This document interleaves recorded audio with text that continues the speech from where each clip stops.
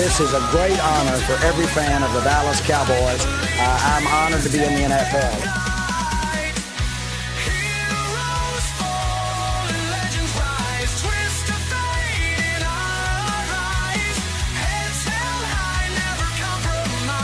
What can I say? Mamba out.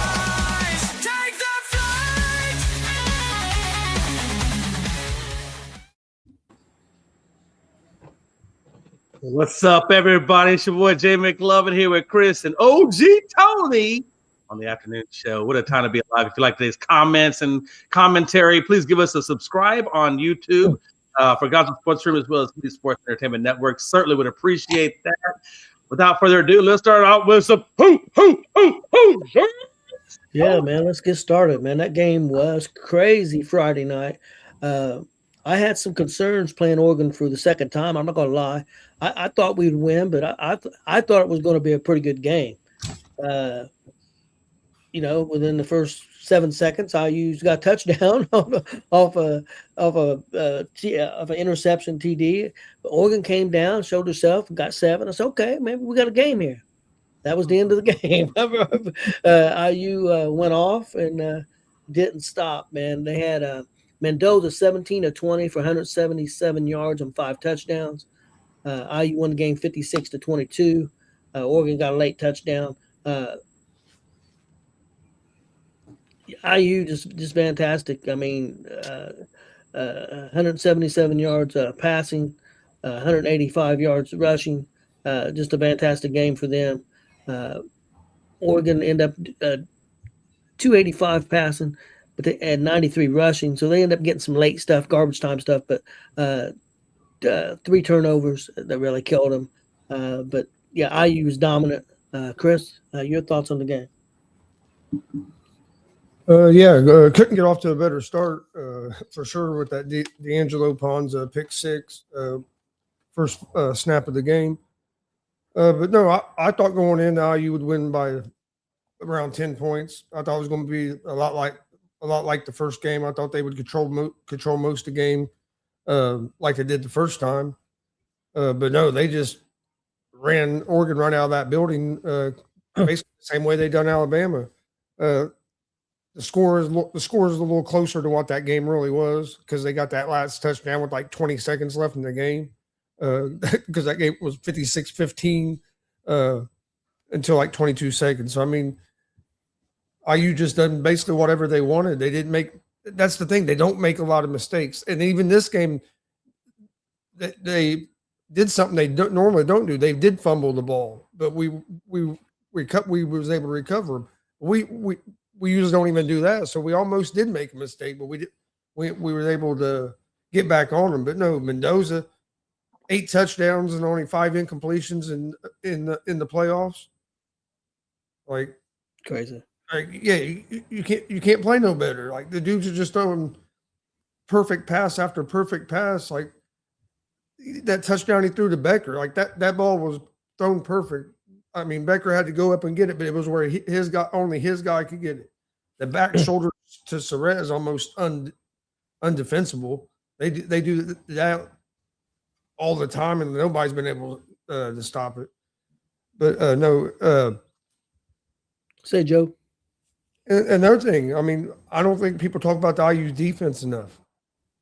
How many touchdowns do you think the IU defense gave up this year in 15 games? They played 15 games now. IU's defense has only gave up 15 touchdowns all season. That's good. So like they're averaging a touchdown a game. Yeah. You're going to win a lot of damn football games if you know what I mean. One thing real quick, Chris, I wanted to comment because I just thought of it, and we talked about it that night a little bit, that after we scored that touchdown, Oregon came down on that drive, and the defense was off. I mean, they caught – I know the one defensive player got hurt, so he was out on the back line with the defensive back, so they were off. But then like Signetti said that all 3 lines of defense were off on that drive. And he didn't know what was going on. They got it fixed. But, yeah, I mean, they were definitely miscombobulated. I don't know what happened. Yeah, after that first drive, Oregon's offense couldn't do much. But yeah, that first drive, they responded, tied the game up. But then IU went on a real good drive, took the lead back, and then that's when the turnover started. And then boom, boom, boom. But then also, Deontay Moore of Oregon, he's only been sacked 14 times all year. 9 of them has been by IU. So I mean that just shows you like how their defensive line has been able to dominate Oregon's offensive line. But no, I mean IU looked like the best team in college football, like they have pretty much all season. And now you go into a game in Miami. I'll tell you another thing that was amazing is you had 90 to 95% of the fans in Atlanta were IU fans. I don't know if you watched the game, Jay, but I mean, all you saw was red. Like there was barely any green in that building. And I know the national championship game is in Miami, but I don't think Miami's fan-wise going to have that much of a home field advantage fan-wise. It wouldn't surprise me if there's more IU fans there than Miami fans, even though the game is in Miami. For one, IU has the largest living alumni base there is. And for two, IU fans have been waiting on this their whole lives. IU alumni, people that graduated from IU, you've been waiting on this forever. You never thought you was going to see this. So all them people that traveled to California, then to Atlanta, they're going to be in Miami. Yeah, they're going to be a lot of. It's not going to be as big of a home field advantage as I think people think. But if IU plays like they've been playing all year, I don't see Miami beating them. I think IU's going to win this game. I really do. Well, I know what Miami's got to do. If they're going to win, they've got to run the football, and they got to go after the quarterback. They got to put pressure. Iowa put pressure on our quarterback, and we struggled. If they can put pressure like Iowa did and control the line of they got to control the line of scrimmage. If Miami don't control the line of scrimmage, they're going to be in trouble. Another thing Miami has to do, they got to play disciplined football, and that's something they don't do. They commit a lot of penalties, and they look. They left Ole Miss in that game the other day because of mistakes and penalties they were making. You do that against the IU team. Ask Alabama and Oregon what happened. I mean, boom, it can just flip on you, and all of a sudden it's out of control. I mean, honestly, that Oregon game was over before the second quarter started. When it was 21-7. Yeah, basically before the second quarter started, that game was over. Once it got 21-7, I was pretty confident. Jay, your thoughts on the game? Yeah, I was just looking up something real quick. How many sacks did you guys have? Your defense have? Was it 3? Was it 3 sacks you had, or was it? I think it was just 3. Yeah, we only had 3 this game. Last time we played them, we had 6. Yeah, I mean, man, look, I'll tell you a couple of things I learned after that game was over with. Number one, I feel like there was a lot of babies conceived in Indiana, either during or after that game was over. I think a lot of people were so happy. There's probably going to be a lot of babies. So in 9 months, I expect your hospital rooms to be filled with IU Oregon babies. I'm just saying. I'm just going to put that out there. Secondly, yeah, man. I've been telling you guys all along that y'all had the best damn team under the sun, that y'all had a great schedule. I know you did. I don't know why y'all Chris over there said we're probably gonna win by 10. Because he ain't got no faith in his damn team. He ain't had no faith in his team all year damn long. I've been saying since day one that you fuckers were gonna go all the way. I don't know why this is a problem or why this is a surprise right now. I'm sorry, I didn't say none of that shit, but but I will tell you this, man. You guys went out there and just made Oregon your biatches. You really did. And Chris, let's be honest with you. You got the pick 6, 11 seconds into the first quarter. And I said to myself, I was like, oh, damn, it's going to be one of those games. And then Oregon comes back and immediately, gets the touchdown, right up there to answer it. But then when IU got the score after that, Chris, that's when the game was totally over with because they never looked back. Once they got that secondary score for IU, it was just them the rest of the way. And I think, Oregon in the third quarter, maybe in the fourth quarter, they tried to make a little bit of a whatever, but it just was nothing. There was nothing they could do. You guys are right, man. Your defense played well. Mendoza gave you, a very small amount of yards at 177, but he also gave you 5 damn touchdowns. So, even though the yards might not have indicated a great day, the damn touchdowns sure as hell did. And I think everybody was happy about that. Am I right? We didn't have a lot of yards.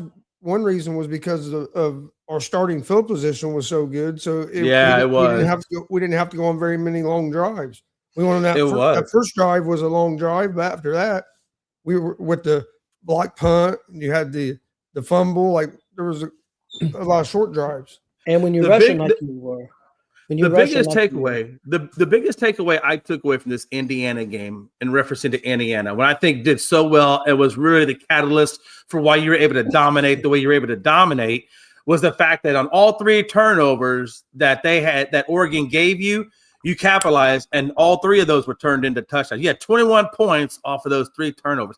The fact that you were able to capitalize on every single turnover, that to me really – more so than the 5 touchdowns by Mendoza, that 3 touchdowns that you guys were able to capitalize off of those 3 turnovers generated by your defense. Your defense gave them the ball and said, it's your turn. And the offense answered it and capitalized each and every one of those 3 times. And that for me was the catalyst in that game. Because it really was you had a good run game at 185.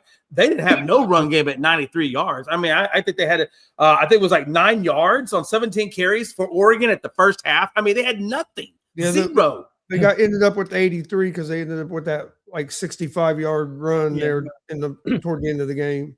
Yeah, I mean, the key for you guys was just your defense and your offense capitalizing off of those what the defense gave them, and you couldn't ask for a better game than that. Now, like you said, when you guys got to go up against Miami, it's another great very physical defense. I liked it at the end of that Miami game how Pat McAfee found a crystal ball in the end zone and kind of snuck up on him like, hey, we're coming after you. They kind of had a little thing. And then I thought that was pretty cool. And I think it's a great way to set up the game that you guys got coming up here next weekend. Yeah. Well, that's Monday. Monday. I apologize. Monday. You're right. They do that. Why do they put the national title game on a Monday? Why can't we do it on a Saturday or something? NFL. That's right. Fuck it, man.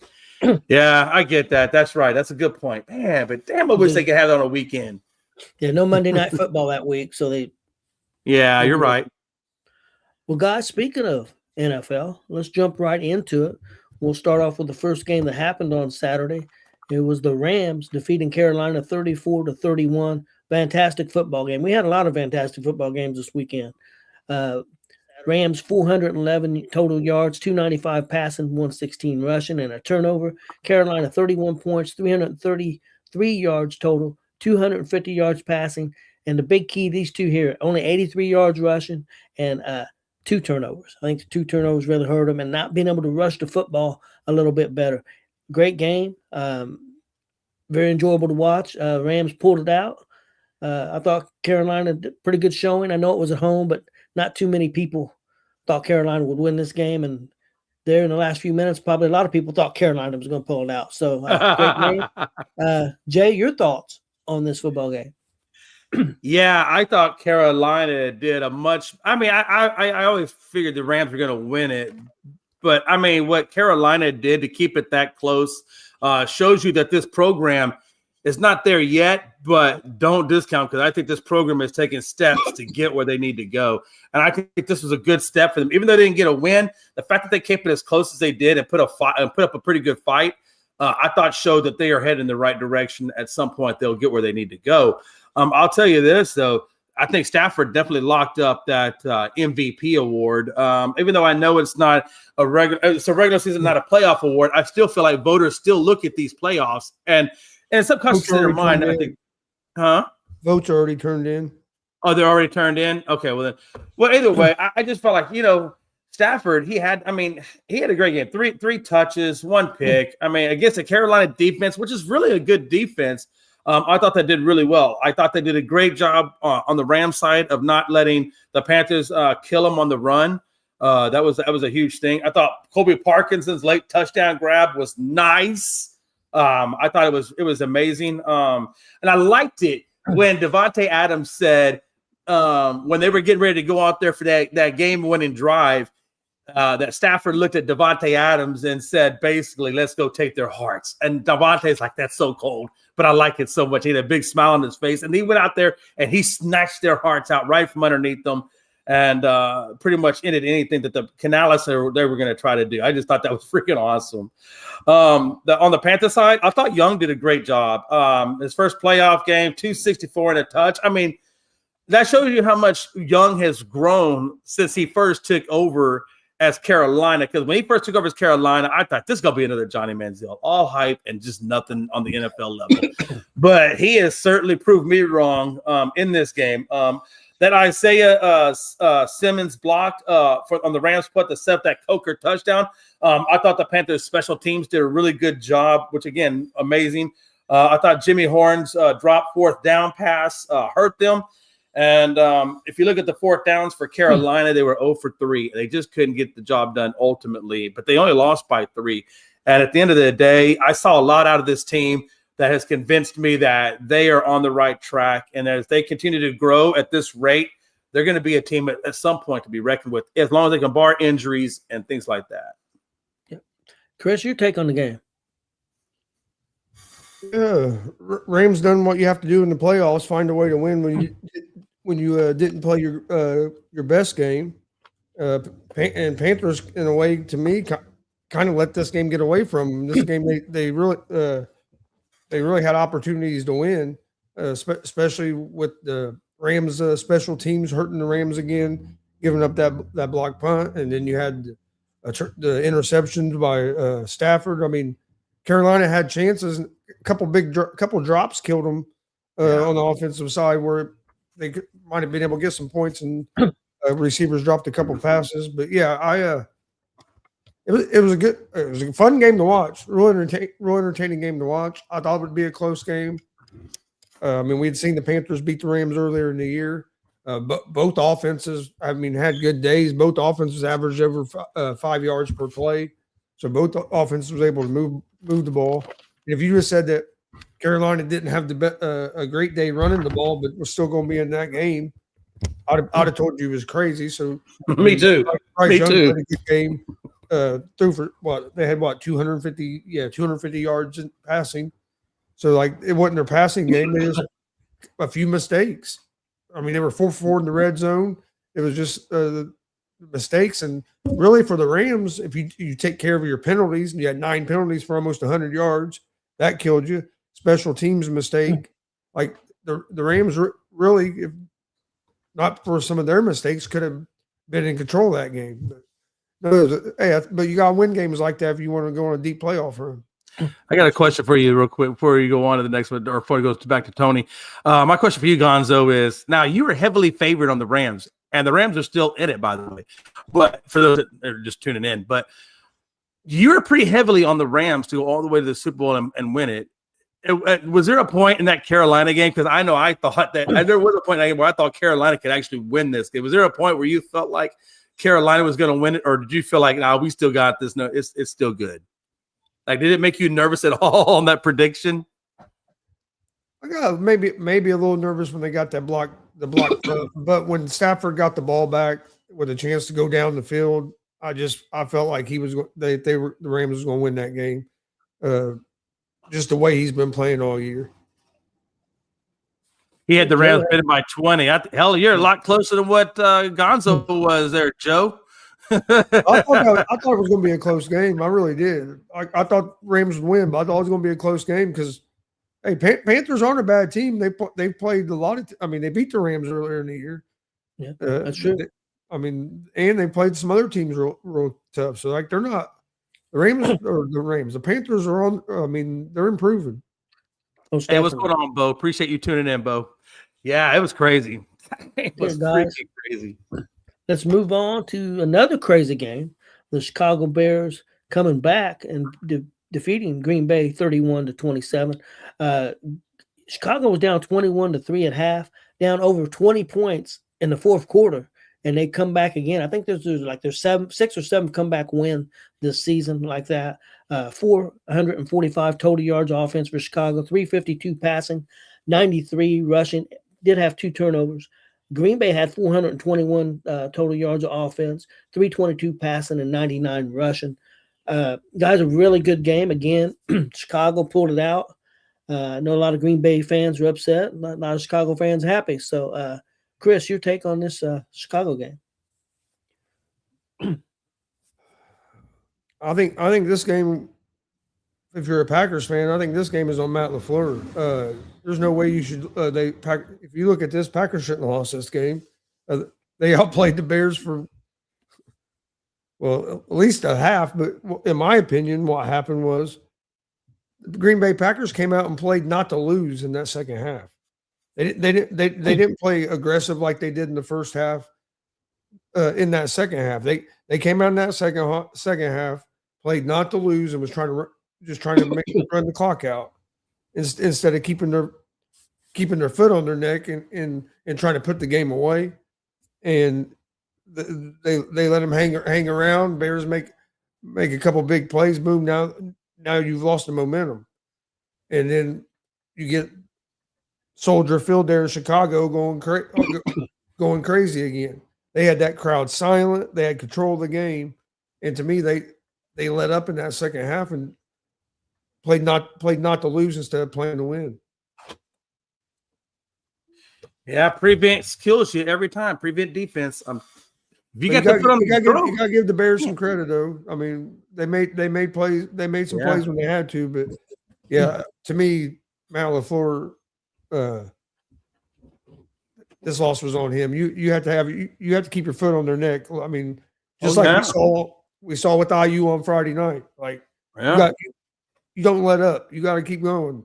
I know there was people that said, they should have took Mendoza out. They should have put in. I understand that in a way once you got up to a certain point, but you also you keep attacking. Like that's the name of the game. So yeah, I think the Packers quit playing to win in that second half, and the Bears, credit to them for taking advantage of it. Jay, your thoughts? Yeah, you can only do Cardiac Kids 2.0 before Murphy's Law catches up to you, and I think that's what ultimately will do the Bears in as they go through the higher level teams. But at the end of the day, though, they got the win today, and I think this is one of those games where you can see the absence of Micah Parsons not being there, because I think if Micah would have been there, I don't think they would have gone totally prevent. I think Micah would have still kept some of that pressure on them. And I think that's kind of where they're missing Micah Parsons right now. But yeah, I agree with you. They definitely let up off the pressure, went prevent. And the last time we saw somebody do something like that cost them really big was in the Super Bowl again when the Atlanta Falcons were playing the New England Patriots. They had them. They had all the pressure. They were keeping Brady out of rhythm. And then that second half rolls around. They take the pressure off. They go more prevent, try to protect the lead. And ultimately, Brady picked them apart. And I think that's exactly something similar to that, which would happen in this game here, where you let up off and then they came back on you. You cannot let Caleb Williams get you. You cannot let him get comfortable back there. Colston Loveland had a monster game. I think he had like 137 yards on 8 carries. I thought he was one of the big ones for them. Chicago special teams. Was it Duvernay? I thought he had an amazing game for them. With the amount of yardage that he was gaining on those punt returns was ridiculous. I think he had like 64 yards, I think, something like that, returning on like three returns. It's like, 30 yards, or I think like almost 30 yards of return. I mean, it was incredible to watch him do that. And I liked how in the game they panned over to Devin Hester, who was in the game, who was another great returner for Chicago. He had to love seeing Chicago have that great return game that they had. At the end of the day, though, man, 21-3, Green Bay at half. I mean, I felt like at halftime, I thought Green Bay was going to take this. I really didn't think that Chicago was going to mount that type of fourth quarter. I think it was like 25-6 is what that score in the fourth quarter was. That's crazy. Yeah. I had flashbacks to Denver when they let the Giants have that big fourth quarter on them. That's the first thing I thought about. But ultimately, good game by the Bears. They got the win over the Packers. Divisional game, those are always tough.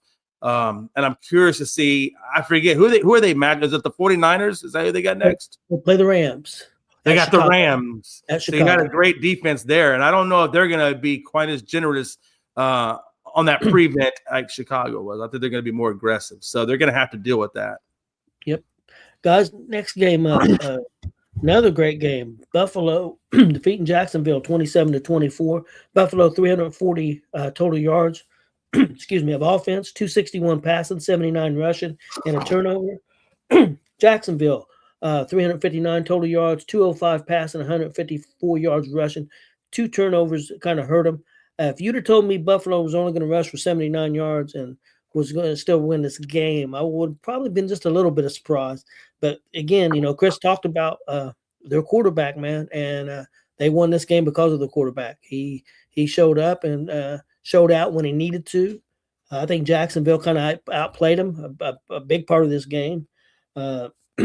Jacksonville 154 yards rushing, did their job there. Had the time of possession. Big win for Buffalo, and Buffalo is going to move on and see if they can try to get their way into the AFC Championship game. Jay, your thoughts on this game? Yeah, Bills and Jags. Jeez. Duval. Almost got it done. Almost got it done, man. This game was put on Josh Allen's shoulders, and he didn't disappoint. Allen carried the Bills to their first road playoff victory in 33 damn years. Damn, the last time I heard something that damn long was the Cowboys' drought to the Super Bowl. So that just shows you how long it's been for them to get a road victory.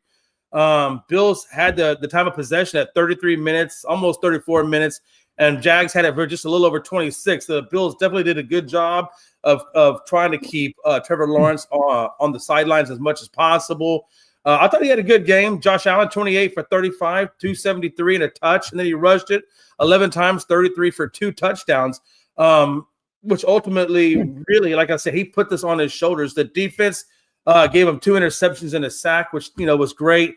Trevor Lawrence, he didn't have such a good game. He went 18 for 30, 207, 3 touches and 2 picks. So, Trevor has a lot of work to do getting ready for next season to try to improve on that. I thought they were going to do a much better job at running the ball on that porous run defense of Buffalo, and they just did not quite accomplish that. And I think if they would have been able to accomplish that run game a little bit better versus the Bills, they could have ate into that time of possession off of them, which ultimately could have turned into some more points or lack of points for them, which they only won by 3. So that could have been the difference right there. So, I just I was surprised that Jacksonville, like I said, didn't run it more. I just felt like that. I felt like that was the biggest key for me as to why Jacksonville didn't get that win, was just they didn't run the ball nearly enough. You think the attempts? They didn't have enough attempts? Yeah, they didn't have enough attempts. I mean, again, that was one of the biggest weaknesses, because Ed Oliver's on the IR. That was one of the biggest weaknesses. I would have liked to see him exploit that run game. They ran for 154 yards. Yeah, that's a pretty good day of rushing.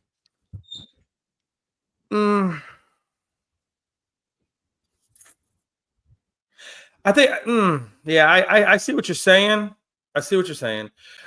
ETN, what was his yardage? I did not write that down. I did not write that stat down. What was his yardage when he ran that in his attempts? Yeah, 10 carries for 67 yards. Okay, so that would have put him at right about, what, 6 yards? 6.7. Okay, so 6.7 yards. And how many carries he said he got? Only 10. Okay, that's my point. Why didn't you if you're running at 6 yards a carry, why would you not run the ball more if you're getting 6 yards a carry? They ran the ball 23 times total. No, but I'm saying, but why didn't they give him the ball more? Is what I'm saying. If he's running the ball because they gave it to Tune or Tatum, how you pronounce his name, because he had 4 carries for 51 yards. Yeah, Trevor Lawrence had carries 5 carries for 31 yards. Like everybody that carried the ball was running good. So I think Jay, maybe, I see what you're saying. 154 yards is good. I think maybe Jay's trying to say maybe they should have ran the ball about 30 times. Yeah, I get what. Yeah, and Etienne also had 5 catches for 50 yards as well. Yeah. I guess my point is, and I understand what you're absolutely right, guys. I'm not saying it's not that they didn't have. They thought they weren't. In fact, that kind of is my point. They were running the ball effective. The problem is like Chris said, or like Tony said, if you could have run 30 more times, you could have ate into that time of possession. Because I felt like the biggest thing that killed them was Josh Allen being on the field. If you could run the ball and keep him off the field even a few more minutes longer, whatever, I don't, what I'm saying. But again, At the end of the day, I got to say about Jacksonville, I still love this. I love what they're doing on this team. Again, like Carolina, what Canales is doing and what Cohen is doing with these two teams and what Vrabel is doing. I mean, we're seeing some coaches really having a lot of success with teams that haven't had success. So that kind of shows what the next crop of teams I feel like coming up the pipeline are going to be. Yep. Yeah, Carolina's ahead of schedule. Jacksonville, I think, is ahead of schedule. I think the Bears are ahead of schedule. Absolutely. So, yeah. I agree. Chris, your thoughts on the game? It was a good game. Jacksonville had chances to win it. The turnovers hurt them. I know they ended up getting Buffalo had one, so you only had one more turnover. But I mean, in the playoffs, especially playing against Josh Allen led team, mistakes are going to come back to kill you. So them two turnovers really hurt them. To me, the difference in the game was Josh Allen and then also Brandon Cooks. Brandon Cooks had a hell of a game for Buffalo. He was that receiver that they needed the receiver to step up with the one guy Palmer being out, and Cooks stepped up big time for Buffalo. He with some big plays at big times. So, but yeah, Josh Allen though. I mean, with what he done running the ball, he was taking it.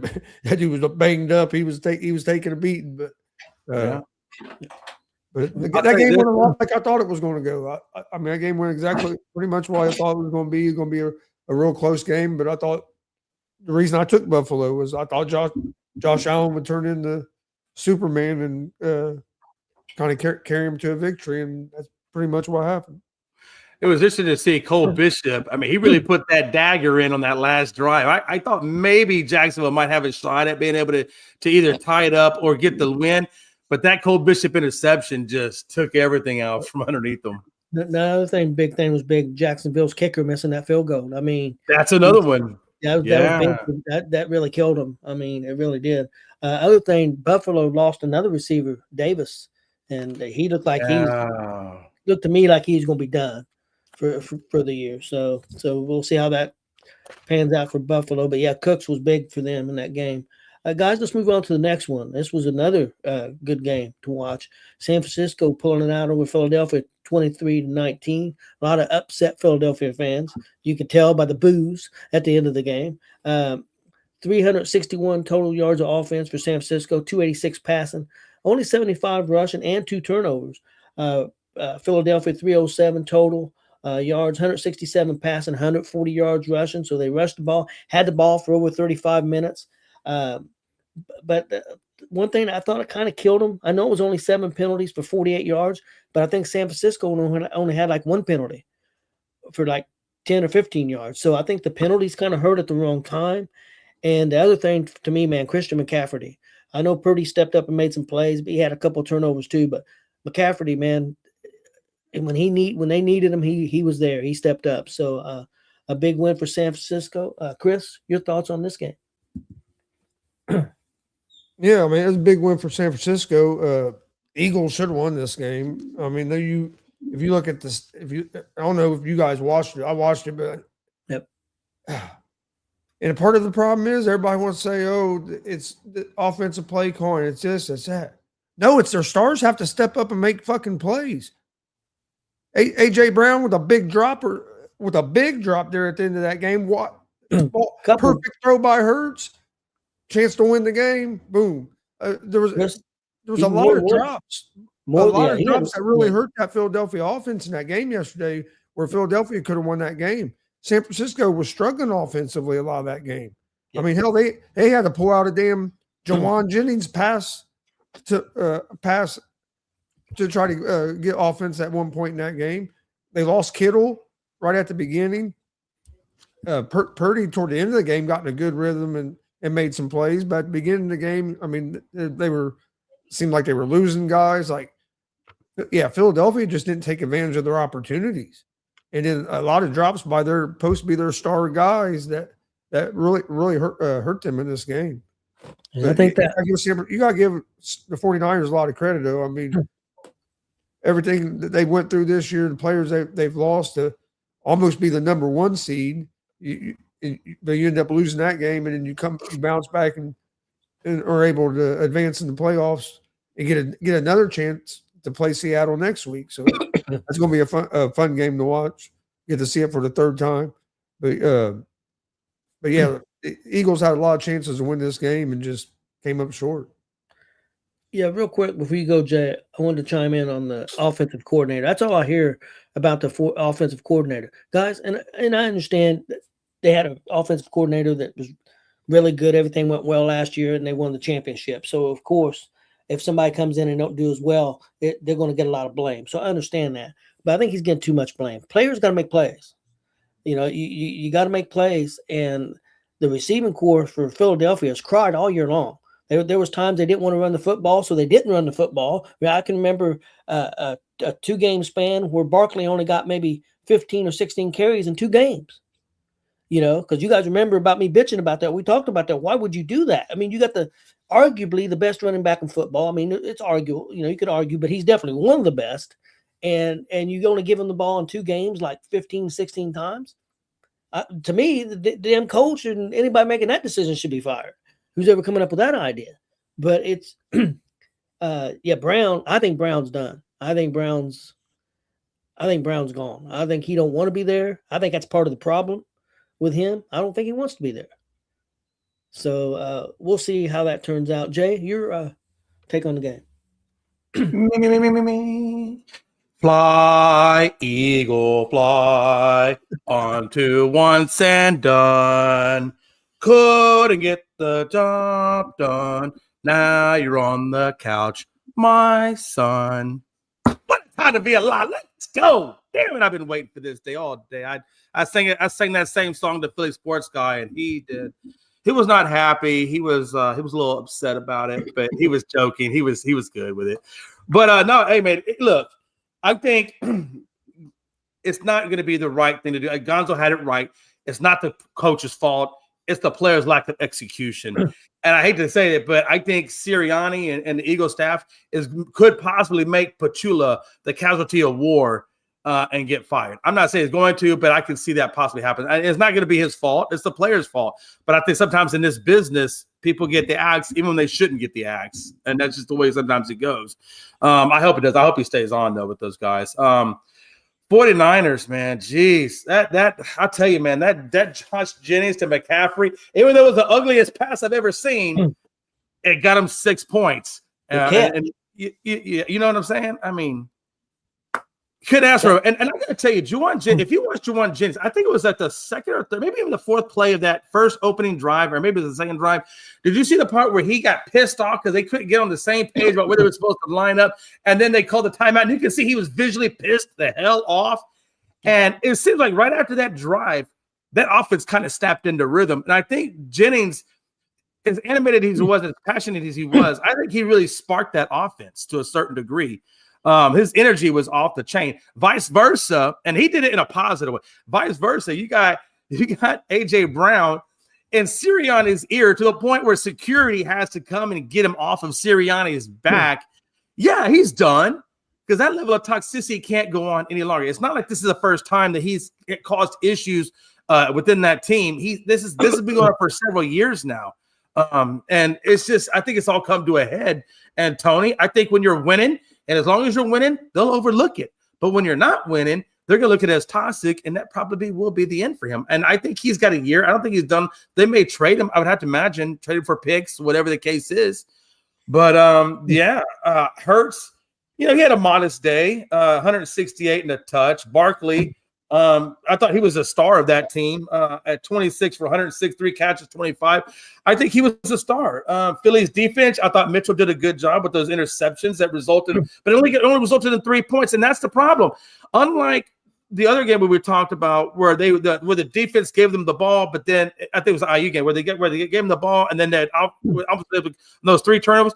This team could not convert off of those 2. They only got 3 points off of 2 turnovers, and that was an issue. So the Eagles, I feel like Philly's team was there. They were present. They did their job, but that offense just completely screwed the pooch. And I think that's what the fact that they couldn't get in rhythm, the fact they weren't on the same page, the fact that you got Anthony Brown over there just going crazy on them. That doesn't help, and it didn't help them. And ultimately, they got their butts kicked 23-19, and they are defending. What a time to be Going alive. to definitely have a new Super Bowl champ this year. One thing, real quick, I want to go back and talk about that play. He was talking about Jennings throwing that catch by McCaffrey was outstanding. That was not an easy play.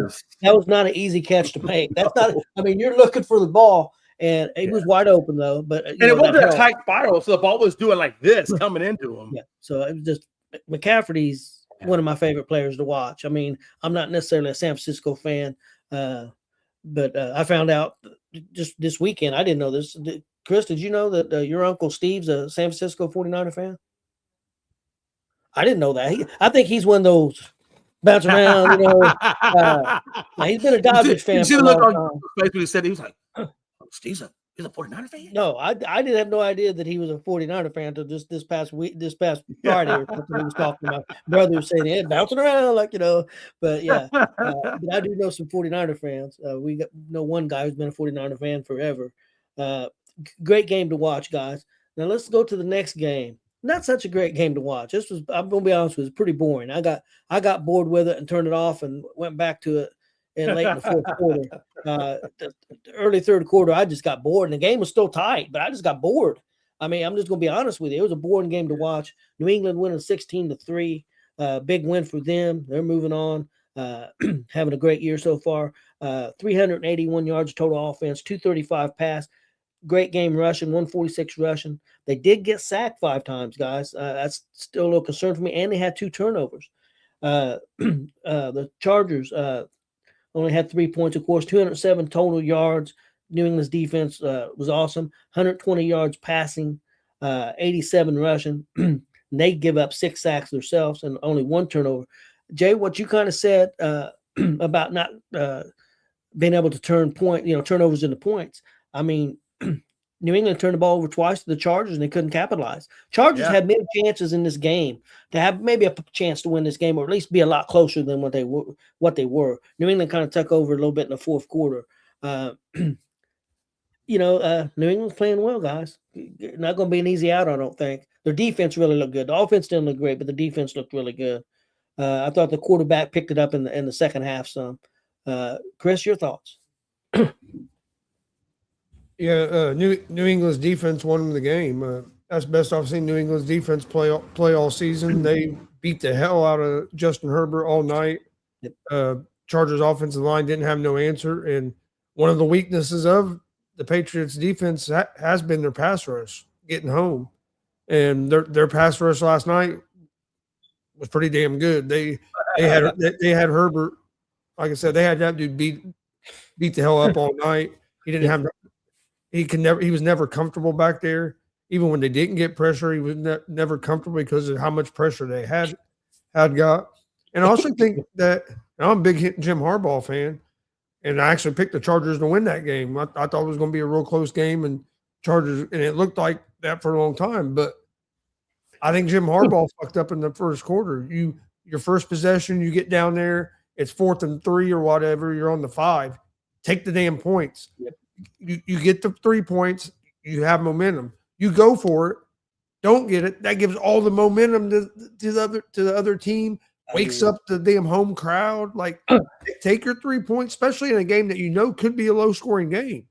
Because the Chargers have a good defense. So they shut down that New England offense most of that game.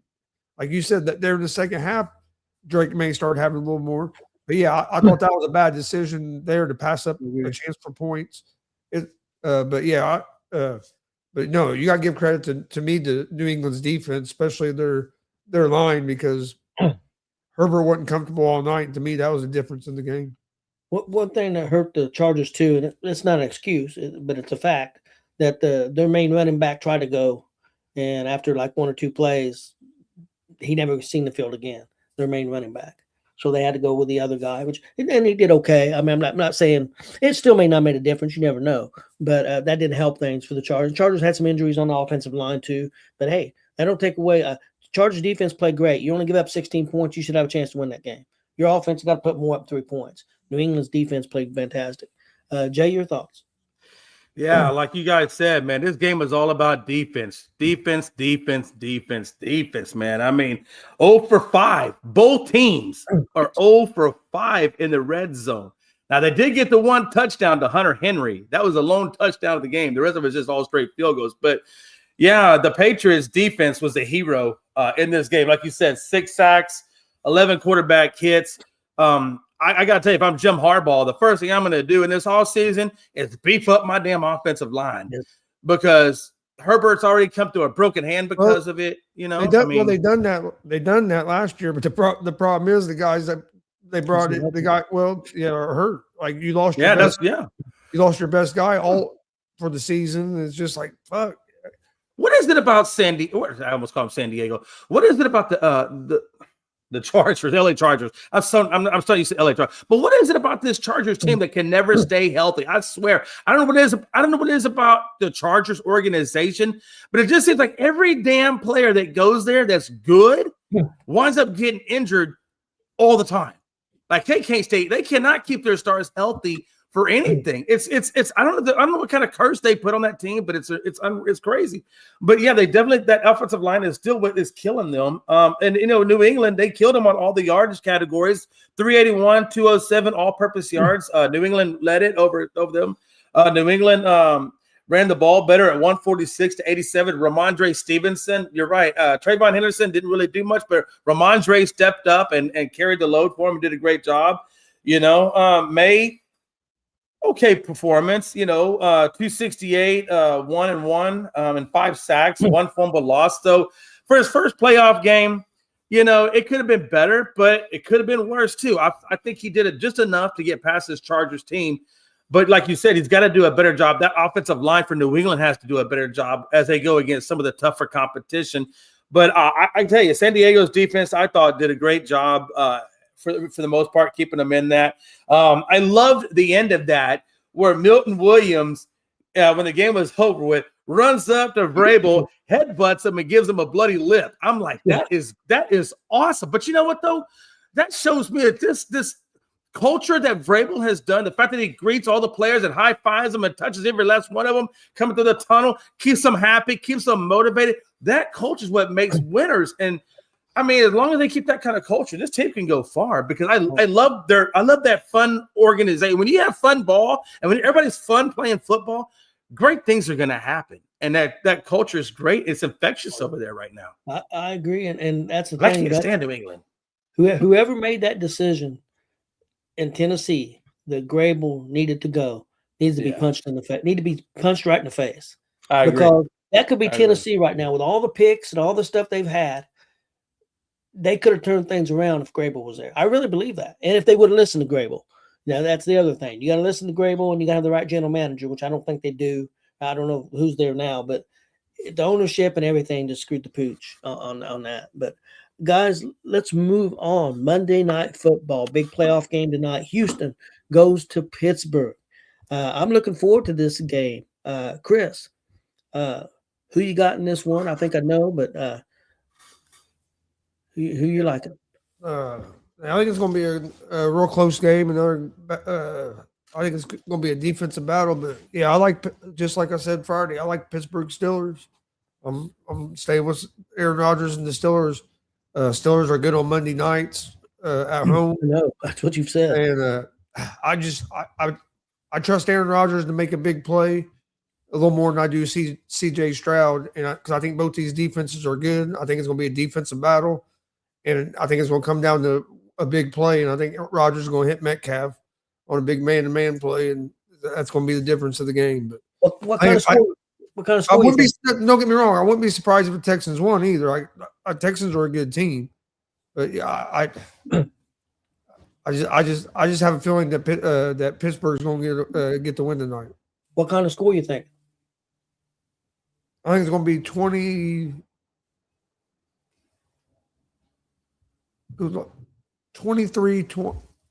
I think it's going to be a pretty low scoring game. I don't think either one of these offenses are going to score a bunch. Yeah, it's a toss up for me. It really is. Normally, I give the toss up to the home team. I just like Houston's defense a little better. The wind's going to be about 18, 20 miles an hour and swirling. That could cause problems in the kicking game. Could cause problems in the passing game. Give a little bit of edge Pittsburgh at the running backs. They got two of them there. Houston's running back situations got better the second half of the season, so they've done better there. I'm just going strictly on Houston's defense. I think it's a better defense than Pittsburgh, more consistent. I'm going Houston to win the game 20-17. Jay. Yeah, it's definitely going to be a defensive game, and I think that's where Houston owns the defense. Not to say that the Steelers don't have a good D; they have a good D, but I don't think they're anywhere near what Houston has. And it's going for me. This game is going to be a battle of the trenches. It's going to be who can keep their quarterbacks the cleanest without pressures and things like that. And the one thing I love about Houston is they have a very mobile quarterback that can make plays on the run.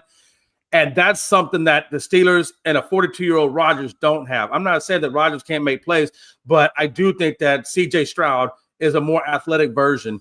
And I just think that Nico Collins is a much better wide receiver than what DK Metcalf is. And I think DK sometimes can disappear on you, and sometimes he can reappear on you. So I don't know what version of DK is going to be out there. So I think DK can be a liability or he can be an asset. It just depends on how he plays. I think Nico's going to go out there. Schultz is going to go out there. They're going to play a good game. So I think offensively we can compete with them very well. And I think defensively they can compete with them very, very well. So I think this is going to go to Houston. I think it'll be a close game because it is in Pittsburgh. But I think Houston's going to take this just based on their athleticism alone. Yeah, I think the big keys for both teams is offensive line play. Absolutely. I think that's a big key. And the other thing I will say, even though I do believe Houston's a better defense, at times, Pittsburgh can get on a roll and can be phenomenal. If you let that defense get going, I've seen them take over games. So they got to keep an eye. Houston's got to keep an eye on that and can't let them take over a game. I do agree with Chris. I think they will take 3 or 4 deep shots to Metcalf during this game, at least 2 or 3, maybe 4. Now whether they connect or not, I don't know. But I think they will try to hit him for some big plays. I'll tell you one thing. I think that the key matchup for me is going to be because I would imagine that Houston is going to put Stingley, which is one of the best quarterbacks in the league. They're going to put him on Metcalf, and I think he'll do a great job guarding Metcalf. So I think the matchup for me is going to be who is going to guard Valdez-Scantling, because I know Valdez-Scantling can have big plays based off of that. So I don't know. For me, the one I'm watching is Valdez-Scantling and who's going to cover him and how he does. Yeah, we'll see. It should be a good game. I think tonight's going to be a good game, honestly. Yeah, I'm looking forward to it. No, Monday Night Raw's on right now, and I'm kind of keep an eye on it. I think the other big weapon for Pittsburgh is going to be Gainwell. Yeah, I can see that because he can catch the ball out of the backfield really nice. Yeah, him and Warren both can, but Gainwell's really has come on the second half of the season. Guys, let's switch over to just a little baseball real quick. Chicago Cubs. I'm going to ask you guys, is this a big deal?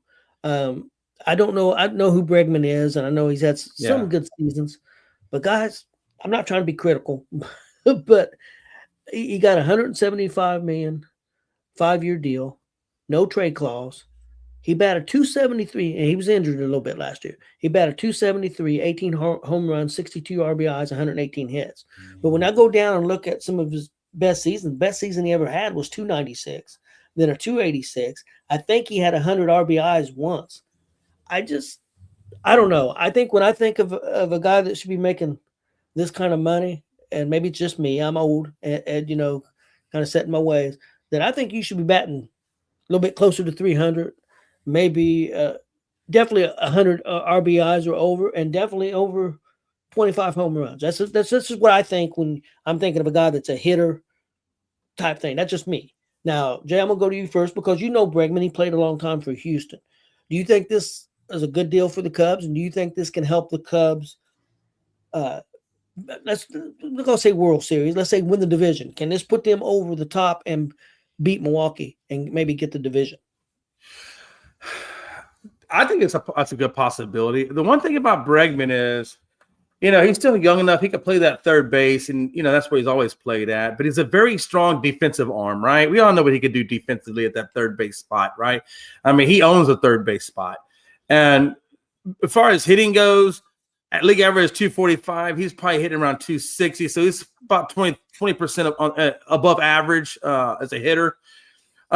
His WAR rate and his leadership, those are things that I think that's what they're looking at. His win above replacement, as well as his leadership. I mean, leadership is a hard thing to find. If you can find a good leader in the locker room, that could pay dividends. I think he's worth the $35 million. I don't think it's going to be enough, though, honestly, to get them to the World Series. I think they have other things they need to do, but it definitely will show up them defensively. I mean, he'll be great at turning double plays, all that stuff. I mean, he's good at that kind of stuff, you know? So I think he'll pay dividends for them. My question for them is, are they going to keep Kyle Tucker? Because I think that's a big piece to them being able to win the division, is they're going to have to keep Kyle Tucker there. And if you got Kyle Tucker in the outfield and you got Bregman at third base, I mean, those are really two good bats, two good defensive players, and, you know, in your lineup. So he'll help them, no doubt. Absolutely will help them. Okay. Chris, your thoughts on the Cubs deal? Do you think this puts them over the top? Can they overtake Milwaukee in the division and maybe go further? What's your take on this trade? Or not trade, excuse me, pickup? I think it'll help them. I don't think it makes them the favorites to win the division. I don't think it makes them the favorite to win the World Series out of the National League. I mean, you still have the Dodgers, you still have the Phillies, like you still have all these other teams that were good, that are still going to be good, just as good or better this year as well. I do think they're, to me, overpaying for them a little bit. I do want to hear everybody to quit bitching about the Dodgers deferring money, because the Cubs is deferring most this contract as well, so it ain't just the Dodgers that are doing it. So if we're going to bitch and moan about the Dodgers deferring money, I want to hear the same. We need to have the same energy with the Cubs doing it. 70 something million. This contract is deferred. So like, it ain't like there's just one team in baseball that's deferring money. And I'm not even a Dodgers fan, but I'm just tired of hearing everybody whine about it. But yeah, I think it helps, but to me, I don't think it takes them over the top. Yeah, I agree with you on the deferring money. It is what it is, as long as they're going to let teams do it. I can't stand for a guy to complain, well, the Dodgers are deferring money, but well, your team's not deferring money, but they still spent $300 million last year. You know, when a small market team is barely spending $103 million. So I don't want to hear it. This is me. So yeah, I think it's an interesting trade. I still think Milwaukee's a better team, and it kills me to say that. I'm hoping the Reds can get up there, but they didn't make a lot of moves. So the thing is, for the Cubs, for the Reds, is they got to see if they can meet their potential. Some of them players can meet their potential. And hey, Chris, one other category of note is, now this goes to your credit about Bregman. Is it good or is he worth it? His on-base percentage last year was only .360, which is really not good. I mean, that's not a good OPS. That's below the league average. So if there was a knock on Bregman, it's just his ability to get on base or lack thereof. Yeah, definitely. Well, guys, that's all I have today. Real quick, I want to give everybody a heads up. Tomorrow night, man, join us at 10 p.m. Eastern, 9 p.m. Central. Excuse me, having a little trouble with my voice. We're going to be our Tuesday night hoop talk.